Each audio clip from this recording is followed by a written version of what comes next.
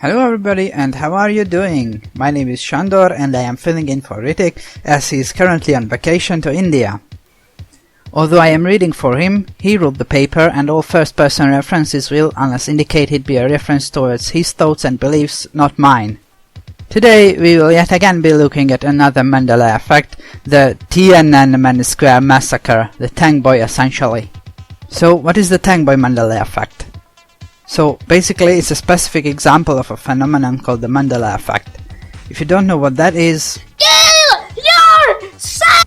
No, actually, click on the annotation you will likely see right now on the screen to be taken to a video which explains the phenomenon. Now let's get on to the Mandela Effect we will be looking at today, the Tiananmen Square massacre protest Tank Boy fiasco. I'm guessing half of you guys aren't Chinese and therefore know little to nothing about the Tiananmen Square protests. That's to be expected though, considering China's history of censorship, and that makes this particular Mandela Effect all the more confusing compared to a well-documented case like that of the Berenstain Bears children's book series. Now here's a quick history lesson. Say back in 1989, the Chinese people, fascist, authoritarian, totalitarians, what the fuck, creating their basic dystopia essentially, were the victims of an awful injustice. The Tiananmen Square protest occurred when civilians, most of which young students like us over here, tried to protest against the military advance towards Tiananmen Square, situated in Beijing. The amount of deaths that occurred as a result of these protests ranged from being in the multiple hundreds to several thousands. The number is impossible to know for certain in China, and these were all young students like us.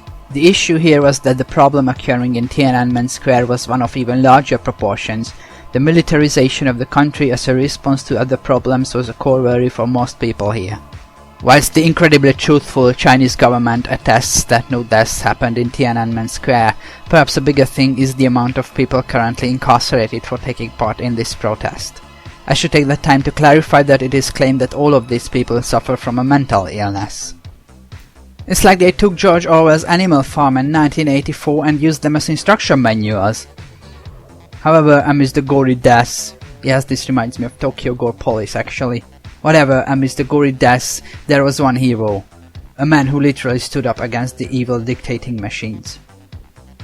No, I mean that in a literal sense, the Tank Boy. In front of the tanks rushing towards the Tiananmen Square, this man stood, blocking the line and row of tanks using his own human life as a bait. The military personnel too afraid to run over the man due to the numerous Western reporters standing and videoing this man's brave defiance of the Chinese government's plans and protecting the rest of China from the tanks lined up approaching Tiananmen Square, stood shocked, afraid to even make a move both them and their families could be killed for.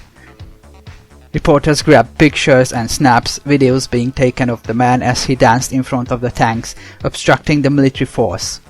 Eventually, the reporters were shooed off and away by the Chinese government. No reporters but one, the one that videoed this event, weren't caught and were shooed off. No pictures or any sort of recording available in sight, except for one of them of course. The tank's drivers were instructed to go forth. The man, standing to offer any last sliver of resistance, was run over by multiple tanks, his mutilated body lying on the floor and rolling as the tanks ignored his defiance. Eventually, two men approached and cleaned up the body.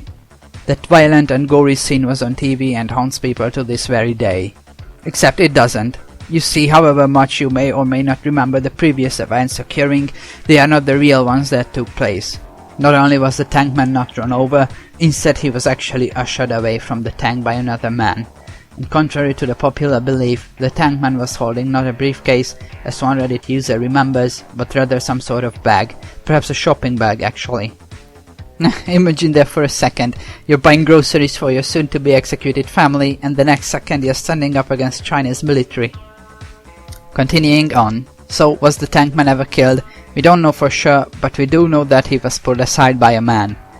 Whether this man was just another civilian who was simply trying to save this man, or whether he was a force of authority who likely detained and later executed the man, remains unknown and is fully up to speculation. However, there's a reason why this video is not over yet, and that is due to the existing evidence there is out there, evidence that the Tank Boy was indeed run over. Let's head over to the Mandela Effect website. They of course have a page on the Tank Boy. Reading the main article is interesting, but like with most anecdotal phenomenons, the real story rests in the comments section of the article. See? Over here this woman remembers this event vividly and recalls the man being run over as being the entire point of the event. Two other guys also chime in, both recalling how the man being run over was a center point of the event, and him not being run over made the event insignificant. See, I disagree because Tank Boy has been to me and many other people a simple statement about how all of us, no matter how powerless or powerful, can always stand up against injustices and the oppression of other people. Over here are the comments for where I got my original recalling of the event from. Remember, I was never present or born during any of these events. This was in 1989, and most of you watching this video wouldn't have been present during these events, and if you were, you probably won't remember it anyways. My parents were teenagers when this happened. Older than I am now, granted, but nevertheless not old enough for this to carry any significant value. Here again are the comments that I used to construct the original telling of the event pre-Mandela. The story about him being run over after the reporters left makes little sense and does not compatibilize with the other tale of reporters videoing the event, so I came out with the conclusion that one secret reporter was still there during the event. Here's a woman who remembers seeing the exact gory video of him being run over. Here's another woman who recalls her husband saying that he was alive whilst she thought he was dead. But we're not done yet. You see, a guy named Joseph found a bunch of links and evidence showing that indeed Tankman was run over. Videos are up describing that the Tankman was run over, however these videos all show him being pulled aside and away from the tank, no gore here. It has been theorized that these links are edited. Did someone go back and attempt to, and successfully even, destroy all evidence of Tankman getting run over? It gets worse. The supposed bloodshed happening inside Tiananmen Square itself apparently never happened, according here to WikiLeaks. What the fuck? Look at these websites, all of them silly uncontrollable masses of HTML held together by melting guitar strings and straps of wet newspaper.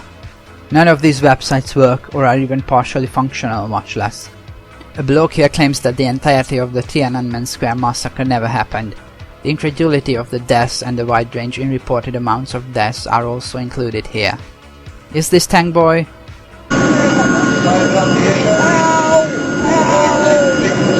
No, it's not. But it remains that that's the only footage out there we have of a tank driving into a man under the tag of a Tiananmen Square protest. All in all, the myth of the Tank Boy remains to be one of the top 3 biggest Mandela effects, those 3 being the Berenstain and Berenstain, this one and perhaps the titular myth of South African leader Nelson Mandela, not Leslie Nelson, Nelson Mandela, having died in prison to the shock of those who believed so when he was released. Thank you for watching, and until next time, make sure to like, favorite, comment and subscribe. Hello guys! Did you miss me? Actually, you probably don't even recognize me, let alone miss me, but in case you don't know who I am, I'm Riddick. I normally make the videos on this channel, but just on this one occasion, considering I'm on vacation and don't have a good enough microphone, I asked my friend Sandor to do it. So big props to him for doing it. Make sure to, thank him lots, and full credit to all voice acting, except for this part, of course, goes towards him. But I have heard some problems with people understanding his accent, which I guess sort of makes sense, no offense to him. So I've actually gone ahead and hard-coded subtitles onto this video. So if you want me to re-upload it this time without subtitles, then maybe I can soft-code the subtitles on, so you can turn them, off and on via the YouTube built-in, subtitle feature. If you'd like me to do that, make sure to comment, and I'll go ahead and do it. And be fast before I delete this off of my hard drive, because it's taking up like 30 gigabytes or something. Oh, and with full respect to Sandor, my voice is a lot easier to understand than his is. So if you guys want me to redo the video when I get back home using my actual good Blue Yeti mic, if you really want me to do that, just comment down below, and if I get like 5 or 6 people wanting to do it, I'll just go ahead and do it. Maybe I'll even use the same video track if you guys are okay with that. If not, if you just want me to redo everything but with the same script, just comment that down below. I'll leave this one up, maybe make it unlisted and link to it. But as always, thanks for watching, and goodbye.